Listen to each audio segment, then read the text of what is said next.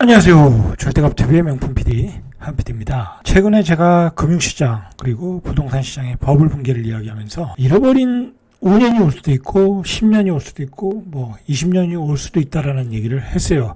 자, 그러나 잃어버린 10년 그런 것은 사실 쉽지가 않거든요. 장기 불황, 스태그플레이션을 넘어서 디플레이션으로 간다는 게 그렇게 쉬운 일이 아니고, 우리 옆에 일본에서 그런 일이 벌어졌는데 일본의 사례를 우리에게 적용한다는 게 또 쉽지가 않았어요. 자, 일본은 그때 엔화 절상했고, 그리고 어떤 경제 위기를 극복하기 위해서 초저금리 유동성으로 갔고, 그런 과정에서 돈들이 부동산으로 들어가면서 이제 부동산 거품을 만들었던 그런 어떤 일본의 특수한 상황이 있다고 생각을 했는데, 그게 이제 우리나라에 적용하기는 쉽지 않다고 생각을 했는데, 이번에 나온 그 금융연구원의 물가와 성장의 딜레마, 반면교사 일본의 교훈 보고서에 따르면 꼭 그렇지만도 않다. 이게 우리에게도 일어날 수 있는 일이고 글로벌 경제, 세계의 경제에도 일어날 수 있다라는 이야기들이 좀 설득력이 있는 것 같아요. 읽어보면 내용 전부를 읽어본 건 아니지만 그 요약한 내용을 보면 충분히 그럴 수 있다는 거고, 그리고 실제로 세계의 초저금리 유동성 때문에 세계의 모든 나라, 주요 선진국들 부동산 가격들이 폭등을 했고 주식 가격도 폭등했고, 그게 거품이 빠지고 있잖아요. 자, 이 거품이 빠지는 후유증이 이 장기 불황, 소위 잃어버린 10년으로 나올 수 있다라는 얘기가 어떻게 보면 점점 설득력이 있는 것 같아요. 이제 그런 얘기를 오늘 해보겠습니다. 이 보고서에 따르면 일본처럼 잃어버린 10년이 올 수도 있고, 전 세계 장기 불황을 경고하고 있어요. 보고서에서. 그래서 최근 우리나라를 포함한 세계 경제가 90년대 초반에 일본과 유사한 상황이다. 장기 불황에 대비를 해야 된다라는 거예요. 자, 세계 경제와 우리나라 경제와 세계 경제가 일본과 유사한 상황이다. 이거는 틀린 얘기가 아니죠. 어떤 유사한 상황이기 때문에 일본과 유사한 궤적을 그릴 수 있다라는 거예요. 한국을 포함한 전 세계 경제가 1990년대 초반 일본과 유사하게 장기 불황에 진입할 수 있다라는 분석을 내놨어요. 그래서 경기 위축 국면에서 물가 상승을 억제하기 위해서 기준금리를 인상한다는 것이, 이제 일본도 부동산 버블이 커지니까 금리를 올렸잖아요. 그러면서 이제 자산 가격이 버블 붕괴를 한 거죠. 자, 일본도 전국에 있는 부동산들이 다 폭등을 한 거야. 자, 마찬가지로 우리나라도 초저금리 상황에서 전국에 있는 부동산들이 다 폭등했잖아요. 소위 읍면 지역에 있는 아파트마저 다 폭등을 했단 말이에요. 그런 데까지 50%, 100% 폭등을 했단 말이에요. 그런 버블 붕괴가 우리에게도 일어날 수 있다라는 얘기예요. 충분히 설득력 있는 얘기예요. 기준금리를 인상한 것이 자산가격 버블 붕괴를 가져왔고, 결국 잃어버린 10년을 맞은 일본과 전 세계가 유사한 궤적을 그리고 있다라는 거예요. 결국 이제 이런 버블 과정에서 가장 폭등했던 게 주식과 부동산이잖아요. 특히 부동산. 자, 부동산이 버블 붕괴가 올 수 있다는 얘기예요. 지금 이 보고서 이야기는. 자, 이게 이제 문제가 뭐냐면, 일본도 마찬가지예요. 부동산이 급등을 하면 가장 소비자 입장에서는 가장 많이 지출이 되는 게 부동산일 수밖에 없어요. 부동산이 2배로 오르면 자기 소득 가지고는 그게 감당이 안 되거든요. 그러면 어떤 요구가 일어나냐면 임금 상승 압박이 일어나는 거야. 일본에서도 그랬겠죠. 자, 임금 상승 압박이 일어나니까 당연히 돈의 가치가 떨어지니까 기준금리를 올리겠죠. 자, 오늘 나온 그 뉴스 중에서도 시멘트 가격이라든지 시멘트 운송하는 가격이 얼마 전에 계속 올랐는데도 오늘 또 올려달라고 그러는 거잖아요. 그게 뭐예요? 원유 가격이 폭등하고 집값이 폭등하고, 그러니까 기존에 받고 있는 그 수수료 가지고는 생활이 안 된다는 거야. 그 대부분의 그 서민들이 그렇게 해서 자꾸 임금 상승을 요구를 하는 거예요. 그 요구의 기저에는 바로 어떤 부동산 폭등이 있었다라는 거야. 결국은 임금 상승은 부동산 폭등 때문에 일어난다는 거예요. 그러니까 파월 의장이 하는 얘기가 그 얘기예요. 이 부동산 버블을 잡지 않고서는 임금 상승 억제를 잡을 수가 없다. 임금 상승 억제가 안 되면 인플레이션을 잡을 수가 없다. 그러니까 계속 금리를 올리는 수밖에 없다. 그렇게 되는 거예요. 그러니까 금리는 부동산 버블이 잡힐 때까지 계속 올리는 거야.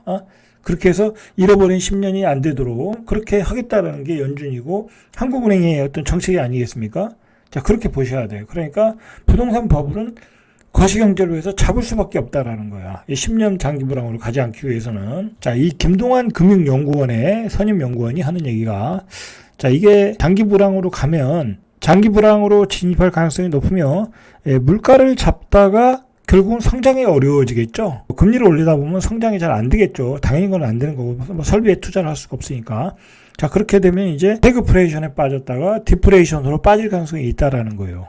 그 얘기하는 거예요. 보고서는 1970년대 오일 쇼크 당시에 스태그플레이션이 진정되기 무섭게 글로벌 경제에 불황이 찾아왔고, 역시 짧은 스태그플레이션 이후에 장기 디플레이션에 빠졌다라는 거예요. 지금 이제 거의 똑같은 상황이죠. 오일 쇼크, 원유 가격이 폭등했고, 그 다음에 이제 자산 가격 버블이 있고, 소비는 안 되는 스태그플레이션이 있고, 아마 지금이 이제 그런 단계겠죠. 그런 단계를 지나면 디플레이션으로 장기 불황으로 가면서 잃어버린 10년이 될 수 있다라는 거예요. 전 세계가 지금 이 같은 상황으로 가고 있으니까 대비를 해야 된다라는 그 좋은 보고서예요. 자, 어떤 나라들이 지금 위험하냐면 이런 개발도상국이 위험하다라는 거예요. 지금 사실 뭐 개발도상국만 위험한 게 아니죠. 영국도 위험하고, 뭐 미국도 위험하고, 이태리도 위험하고, 지금 전 세계가 좀 위험한데 이제 그 중에서 개발도상국이 위험하다.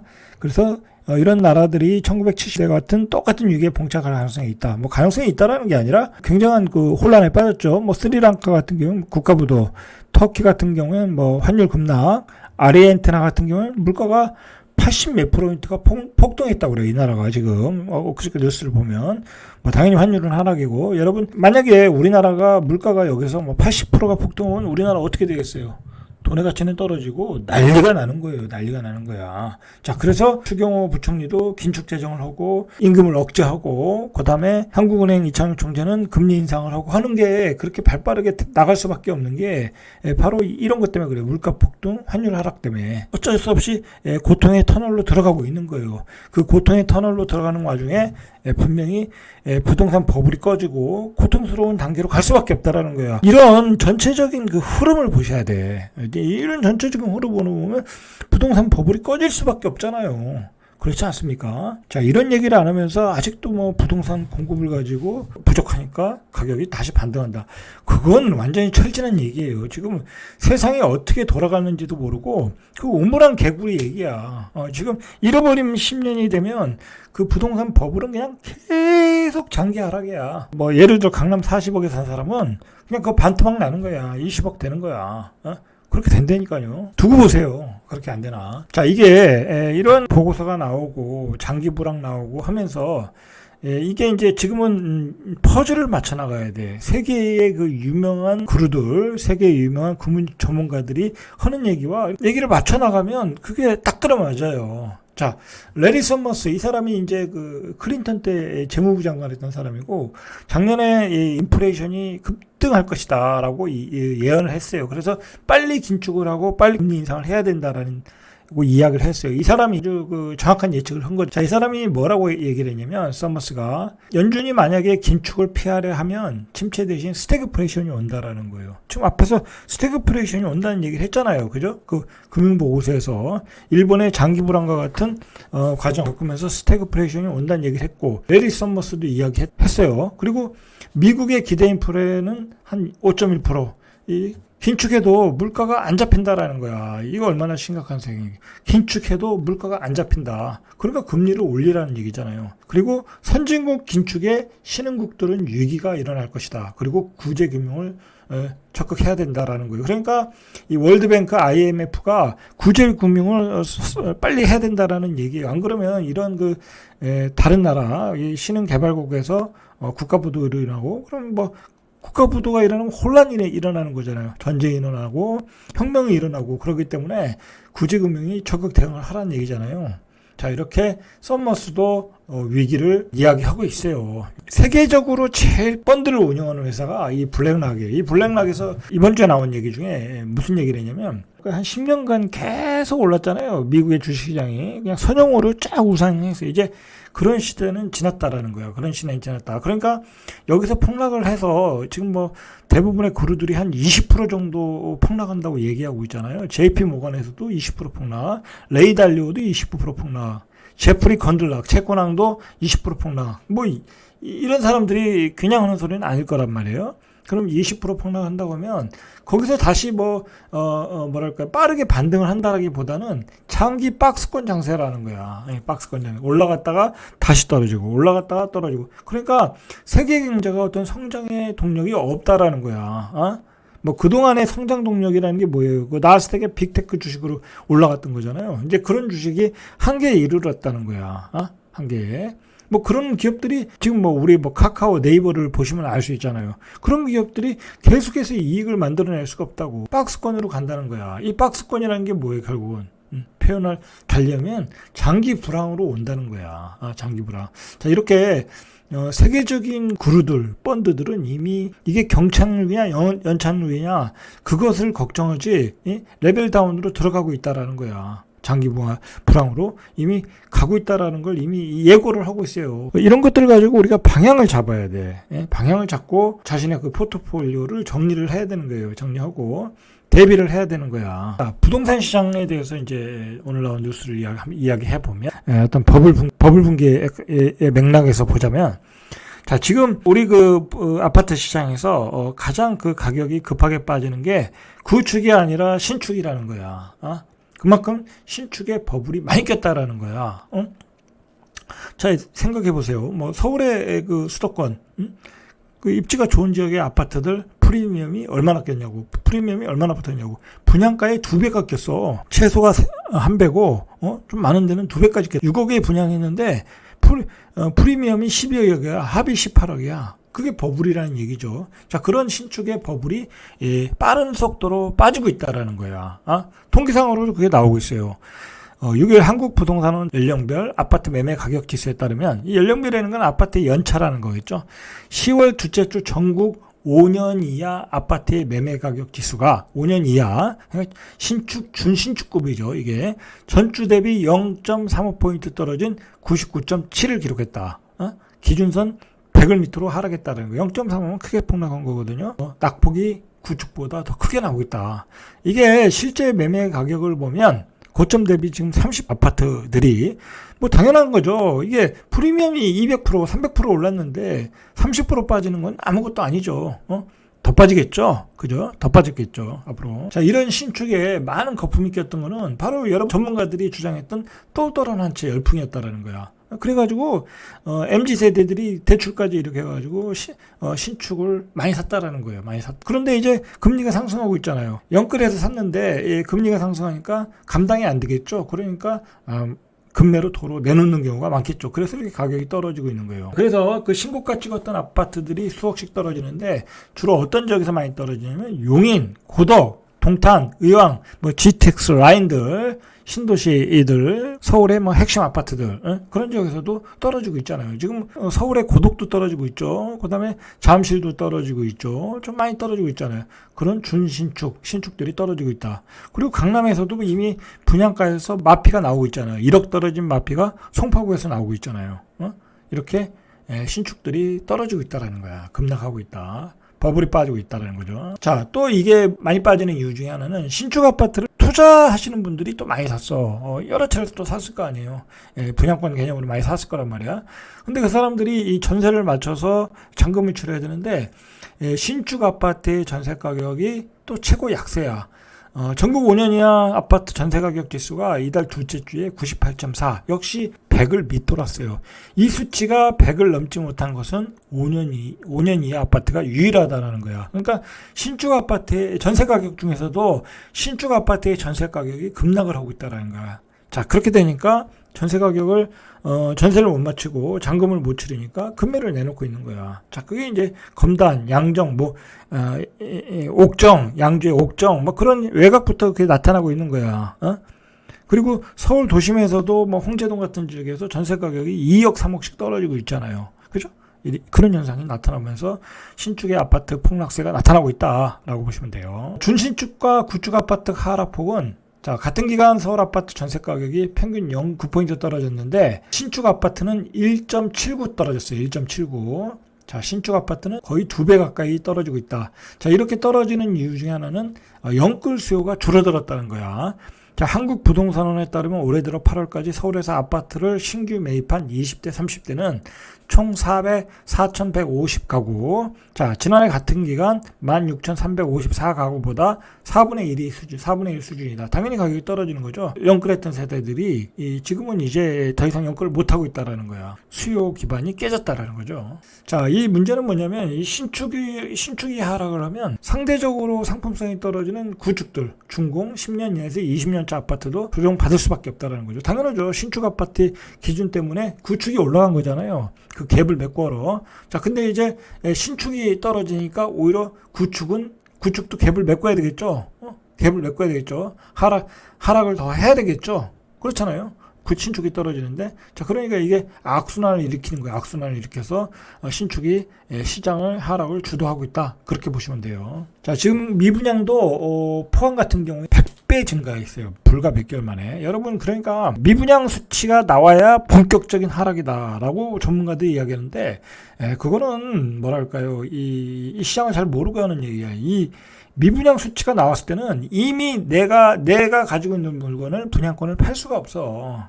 그렇지 않겠습니까? 이렇게 예를 들어서 100가구였는데 500가구가 됐어. 그럼 5배 는 거잖아요. 그러면 그 다음엔 5,000가구가 된다니까. 그땐 팔 수가 없는 거야. 그러니까 이거는 후행성 지표야. 전문가들이 이런 그 숫자 노름에 여러분들이 뭐랄까요? 그것 가지고 대비하시면 아무것도 대비가 안 돼. 대비가 안 된다. 자, 이렇게 포항, 대구, 경북, 자, 이런 미분양이 계속 북상을 하고 있어. 북상을 써. 지금 대전도 자꾸 미분양이 늘어나고 있거든요. 그리고 이번 주에 이제 대전, 도안, 그 우미린, 2단계, 도안 2단계죠. 거긴 뭐 입지가 그렇게 좋은 지역이 아니니까. 아닌데 분양가가 세게 나왔어요. 그게 어떻게 되는지 여러분들 보세요. 한번. 어떻게 되시는지. 이제 결과가 나오면 제가 그걸 이제 대전 아파트의 어떤 동향으로 한번 제가 방송을 해드리겠습니다. 자, 이렇게 대전을 찍고 결국 수도권으로 밀고 오고 있는 거야. 자, 이미 수도권은 안성, 양주에서 미분양이 폭증하고 있어요. 안성 같은데 한 2개월 전인가요? 뭐 900가구 분양하는데 뭐 거의 뭐 몇십 가구 분양 계약 치고 나머지 다 미분양 됐죠. 자, 그러니까 바로 미분양 관리 지역이 되는 거야. 이제 분양이 안 되는 거야, 이런 지역. 이 미분양은 폭발적으로 증가한다. 자, 이제 연말 되면 분양 물량들이 쏟아져 나오거든요. 쏟아져 나오는데 그게 이제 미분양으로 다 되면 시장은 확 가라앉는 거야. 그리고 금리도 폭등하잖아, 연말 되면. 그죠? 앞으로 우리나라도 빅스텝 한 2번 정도 돼야 되고, 지금 미국은 소비자 물가 CPI가 높게 나오는 바람에, 그리고 미시간대 그 소비자 뭐 지수인가요? 그게 높게 나오는 바람에 지금 울트라 스탑까지 얘기가 나오고 있어요. 1.0까지 올리겠다라는 얘기까지 나오고 있어요. 자, 그렇다고 하면 연말 내년 초에는 금리가 또 폭등을 한다고. 이거 큰 문제야. 이 2.5에 받았는데 금리가 7.5가 되는 거야. 그러면 내가 원리금과 이자를 3배를 내야 돼. 그럼 어떻게 했어요? 시장은, 가장 충격을 받는 시장은 지금 부동산 시장이야. 뭐 주식 시장은 그 영향을 서서히 받고 있잖아. 그래서 많이 폭락을 했잖아. 그죠? 그 바닥으로 들어가고 있는 거고, 부동산은 아직 빠지지도 않았다. 그래서 버블이 거칠 수밖에 없고, 이러한 급격한 금리 인상이 결국은 장기 불황, 잃어버린 10년, 잃어버린 5년, 10년으로 갈 수 있다라는 보고서가 나오고 있는 거예요. 그게 점점 설득력을 가지고 가고 있고, 자, 우리는 그것에 대비를 해야 된다. 참 제가 요즘 답답한 게 뭐냐면, 이 유튜브를 보면 그런 위기에 대해서 이렇게 뭐랄까요, 뭐 부동산 사신 분도 많고 주식을 사신 분도 많다 보니까 그런 걸 인정을 안 해. 그렇잖아요. 내가 주식을 많이 샀는데 여기서 장기 불황이 온다고 하면 그거 뭐 완전히 내 재산이 또 반토막 나고 회복에 더딘 건데, 부동산은 말할 것도 없고, 그러니까 그걸 인정을 안 해. 자, 그러나 중요한 건 그런 걸 인정을 하고 대비를 하셔야 된다라는 거야. 뭐 물린 건 물린 거고, 그죠? 중요한 거는 물타기를 함부로 하면 안 된다는 거야. 주식 같은 경우. 그리고 주택 같은 경우도 여러 개 있으면 팔아야 될 거 아니야. 현금화 하는 게 낫잖아요. 지금 5% 이상 금리를 준다는데 팔고 현금으로 가지고 있는 게 낫지. 가지고 있으면 버블이 붕괴된다고 하는데, 예? 그렇게 생각하셔야 된다는 거야. 그렇게 생각하시고 여러분들이 각자 가지고 있는 자산에 대해서 대비를 하시라는 얘기야. 사실 제가 하는 방송은 굉장히 고퀄리티예요. 제가 생각하기에도 뭐 소위 말해서 뭐 전문가들이 유튜브에 막 그냥 뭐 초보자들을 상대로 하는 그런 방송하고는 수준이 틀려요. 솔직한 얘기로 틀려요. 그러니까 철저하게 대비하시라. 제가 한 1년 동안 한 방송한 거를 1년, 2년 동안 방송한 걸 뒤로 돌아가서 한번 다 보세요. 뭐 그런 전문가들 많잖아요. 과거에 1년 전에 막 부동산 사라는 거야. GTX 라인에 부동산을 사래. 근데 지금 그 사람들 방송 들어가서 보세요. 뭐라고 얘기를 하는지. 버블이 붕괴다 또 그렇게 얘기하고 있어. 지가 다라고 해놓고 버블이 붕괴래. 그런데도 그 밑에다 댓글에다 대고 감사합니다 하고 아직도 그러고 있어요. 그런 채널 얘기할 수도 없고. 자, 제가 그 계속 위기 버블 이야기를 하는데 저는 그 여러 가지 위기를 다 겪었잖아요. 몸으로 겪은 사람이야. 97년에 IMF, 2008년 금융위기 다 겪었어요. 그 과정을 그대로 몸의 DNA에 다 들어가 있어. 그러니까 이 몸이 반응하는 거야. 그래서 몸이 반응하고 그게 실제로 어떤 세계적인 그 석학들, 학자들, 금융 전문가들이 하는 얘기 종합하고 그리고 실제로 부동산 시장, 주식 시장에서 나오는 얘기를 다 종합해서 그걸 유튜브로 방송을 하는 거야. 여러분들한테. 압축해서 방송하다 보니까 그게 설득력 있게 들릴지 안 들릴지는 저는 모르지만 강하게 전달할 수밖에 없거든요. 강하게. 이 사람이 뭐 오버하는 거 아니야? 그렇게 얘기할 수도 있어요. 그렇지만 그렇지 않다. 저는 그 몸으로 체득한 것을 여러분들에게 어떻게든 절실하게 전달하는 게 저의 의무라고 생각해요. 여러분들이 시간을 내서 이렇게 유튜브를 보는데 그게 도움이 돼야 되지 않겠습니까? 자, 그런 의미에서 제가 방송을 하고 있으니까 계속해서 반복해서 들으시면서 그리고 모자라는 부분은 여러분들이 신문을 보고 체크를 하고 대비를 하셔야 돼요. 자, 글로벌 금융위기가 다시 온다고 우리나라 경제학자들이 경고했어요. 이거 어느 신문에서 이제 그 리서치 조사를 했어요. 그래서 리서치 조사해 보니까 글로벌 금융위기가 온다는 거야. 자, 여러분, 일반적인 뉴스도 경제 전문가 중에는 괜찮은 게 마인드가 좋으신 분들이 있어. 그런 분들은 아주 일반적인 그 대중적인 뉴스니까 강하게 이야기하지는 않지만 굉장히 불안한 장세이고 경제 불황이 온다라는 투로 얘기해요. 근데 그것들을 여러분들이 그 행간을 잘 읽어서 해석을 해야 돼. 그 사람들이 위기가 온다 그러면 강하게 오는 거야. 자, 그런데 이제 그게 이제 예를 들어 증권 방송이나 뭐 증권 유튜브나 그런 데 가면 이런 얘기를 안 해. 왜냐면 그런 데서는 그 증권사 애널들이 증권사 전 분석가들이 이런 얘기를 하겠어요. 아, 글로벌 금융위기가 오니까 주식을 다 파시고 주식하지 마세요. 그럴 수가 없다고. 뭐 3%도 그렇게 할 수도 없고 다 어떤 채널이든 그렇게 할 수 없다니까. 김작가 TV도 그런 얘기 할 수도 없고 다 그런 얘기 할 수도 없다니까. 자, 그런데 이제 그래도 일반적인 뉴스는 공정성이 있으니까 그런 톤으로 이야기한단 말이야. 근데 이런 신문에서 경제학자들을 조사를 해보니까 금융위기가 온대. 그것도 국내 경제 전문가 둘 중 한 명꼴로 금융위기가 다시 한번 올 수 있다고 경고하는 거야. 여러분, 지금은 예를 들어서 주식이든 부동산이든 경기 침체를 반영하고 있는 거야. 주식을 얘기할 때도 지금 이제 한 2100, 한 80, 뭐 70 그 정도 되잖아요. 지금 이게 경기 침체를 반영하면 제 개인적인 수치로 생각을 할 때 1900까지는 경기 침체 구간이야. 그때까지는 경기 침체구로 빠지는 거야. 근데 만약에 이 전문가들 말대로 글로벌 금융위기가 온다고 하면 이거는 1600, 500까지, 아니 1400까지도 봐야 된다는 거야. 500이 더 빠지는 거야. 그러면 지금 2180에서 1500, 1400까지 빠지면 어떻게 되겠냐고. 지금 주식에 반토막이 돼. 삼성전자 3만원 초반대 되는 거고, 그리고 예를 들어서 증권주 NH투자증권 같은 경우에 뭐 8,900원 얼마잖아요. 그러면 그거 4,500원 되는 거야. 8,900원도 싸잖아요. 배당을 한 5%, 7% 주는 회사니까 싸잖아. 근데 그게 반토막 나면 어떻게 되겠냐고. 자, 그런 점에서 여러분들이 대비를 해야 된다. 지금 둘 중에 한 명꼴로 대비를 하고 있다라는 거잖아. 자, 어떤 경로로 금융위기가 오는지 구체적으로 이야기를 했어요. 자, 보세요.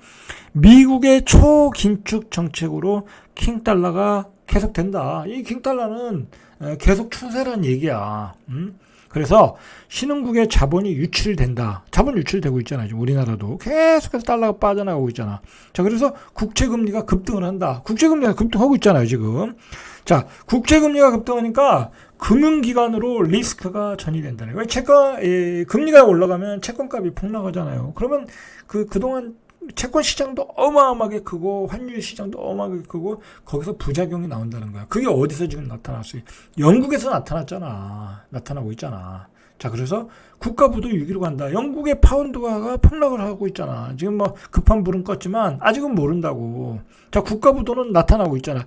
이런 현상이 도미노 현상이 나오고 퍼펙트 스톰이 된다라는 게 학자들 얘기예요. 학자들 얘기. 자, 이러한 그 아주 그 이야기들을 우리가 쉽게 무시하면 안 된다. 이런 얘기가 나오면, 이러한 얘기가 한두 명이 나오면 뭐 그거는 그냥 그 사람이 비관적으로 보고 뭐 그것을 가지고 주목을 끈다라고 생각할 수 있어요. 뭐 닥터 돔이라든지 루비니 교수님 그런 사람들이 있잖아. 근데 이건 그런 사람들 얘기가 아니라 경제 전문가야. 뭐 학자들도 들어갔을 거 아니야. 근데 학자들이 굉장히 보수적이잖아. 자기가 어떤 정확한 수치를 가지고 자기 이론을 가지고 이야기하는데 이 사람들이 글로벌 금융위기가 온다는 거야. 심각하게 받아들여야 될 것 같다라는 거예요. 자, 그러면서 어디가 약한 고리가 되느냐, 이게 굉장히 중요한. 전문가들은 금융위기가 재발할 경우에 어디가 약한 고리라는 질문에 중국을 이야기했어요. 중국이 38.6%야. 신흥개발도상국이나 또는 뭐 영국, 요즘은 영국이죠. 영국, 동남아 신흥국 뭐 이런 쪽을 생각했거든요. 근데 의외로 중국을 이야기했어요. 이 중국이 어느 정도로 심각하냐면, 여기가 만약에 사회주의 국가가 아니었으면, 이제 사회주의 국가는 국가 주도의 경제잖아. 모든 부실이 나타나면 국가가 다 그냥 가서 땜빵 하는 거야. 그 얼마 전에 그 부동산 기업도 도산하는 것도 막았잖아요. 국가가 개입을 해서. 자, 그런데 국가가 개입하지 않으면 망한다. 국가가 개입하지 않으면 망한다. 자, 그러니까 중국의 부실이 우리가 알 수가 없다라는 거야. 이 폐쇄적인 어떤 경제이다 보니까 중국은 알 수가 없다라는 거야. 그리고 지금 이제 문제가 되는 게, 중국의 경제 성장은 부동산으로 끌고 갔잖아요. 우리가 같은 어떤 경제 어떤 구조예요, 여기도. 그런데 그 부동산 버블이 꺼지고 있어. 그리고 집도 못 져가지고 그걸 마무리 못하는 부동산 현장이 어마어마하게 늘고 있다라는 게 사회 문제잖아요. 그래서 부동산 버블이 터지면서 부동산 그 중국의 경제가 지금 폭망할 가능성이 높다라는 얘기가 나오고 있어요. 자, 전문가들도 이런 예상을 했잖아. 38.6%가 중국을 가볍게 보면 안 된다라는 거예요. 자, 그리고 두 번째로는 임계점에 처한 부동산 버블. 이게 이제 이 세계적인 문제잖아. 이거 지금 안 잡으면 인플레이션을 잡을 수가 없는 거야. 잡을 수가 없다. 그러니까 금리 인상을 해야 되고, 금리 인상에 따라 경기 침체가 온다라는 게 앞에서 한 얘기잖아요. 그래서 잃어버린 10년으로 갈 수 있다라는 얘기잖아요. 자, 정리하면 지금까지는 경기 침체라는 정도로 우리가 시장을 대비를 했는데, 이제 전문가들이 굉장한 위기가 오는데 그게 잃어버린 10년이 될 수 있다라고 생각하면 굉장히 심각한 국면으로 가는 거니까, 측면에서 어떤 자산의 포트폴리오의 어떤 재조정, 그리고 주식의 리밸런싱, 그 다음에 어떤 노후의 어떤 그 생활을 위한 어떤 월세 구조, 뭐 월세 시스템, 뭐 그런 것들을 잘 정리를 하셔가지고 대비를 하셔야 돼. 대비 안 하시고 그냥 어설픈 전문가들 얘기 듣고 그냥 있다가는 굉장히 어려운 상황으로 갈 수 있어요. 어려운 상황으로 갈 수 있어요. 지금은 시대가 급격하게 변하는 시대야. 이게 쉽게 어떤 위기가 나와서 쉽게 마무리되는 시대가 아닌 것 같아. 왜냐면 옛날에는 돈을 풀어서 경제 위기를 극복하는 시대였는데, 이제는 이제 그런 시스템으로 이 경제 대응이 되지를 않는 시대가 돼버렸어. 자, 그리고 지금은 미중러의 패권 전쟁, 신패권 전쟁이 또 다시 시작됐어. 자, 이 세계화가 또 깨졌어. 공조도 안 돼. 그리고 어쨌든 막 그 세계가 지금 동서가 갈려가지고 핵전쟁을 하느니 마느니 그런 또 위급한 상황. 또 북한도 핵 위협을 하고 있고, 이게 간단한 그 문제가 아닌 것 같아요. 세계의 어떤 국제 정세나 어떤 금융 환경을 대비하는 시스템이 제대로 작동하기도 어려운 시대, 그런 걸 생각하면 굉장한 그 위험에 있다라고 생각하시고 꼭 그 대비를 하시길 바래요. 자, 이상 절대값TV의 명품 PD 한 PD였습니다.